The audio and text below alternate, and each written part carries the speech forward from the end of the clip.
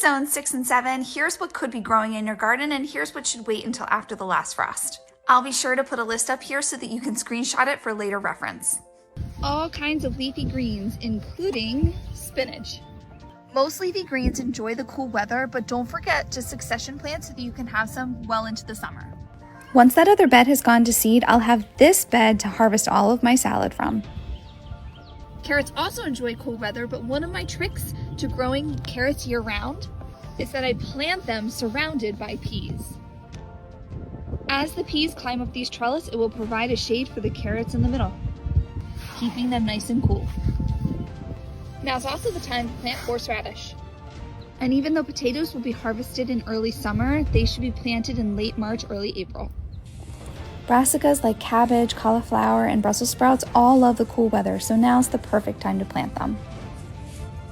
Be careful though, because brassicas tend to attract cabbage moths and harlequin bugs, so make sure you cover them adequately. If you're like me and you cook with onions in just about every meal, now is the time to plant them. And I love to plant radishes this time of year because they're usually one of the first things that I harvest in the spring. And who could forget strawberries? Strawberries do really well in a raised bed or even in containers. And if you're looking for a pop of color in this early cold spring, pansies are the way to go. And of course, there are plenty of things that you're going to want to wait to plant until you're out of danger of all frost. Tomatoes love the warm weather. Do not plant them too early. Both spicy and sweet peppers are heat-loving plants. Eggplant is the same way, plant after the last frost. Herbs like basil and parsley and most flowers should wait until the warm weather arrives. This is not a complete list. If there's anything that I missed, let me know.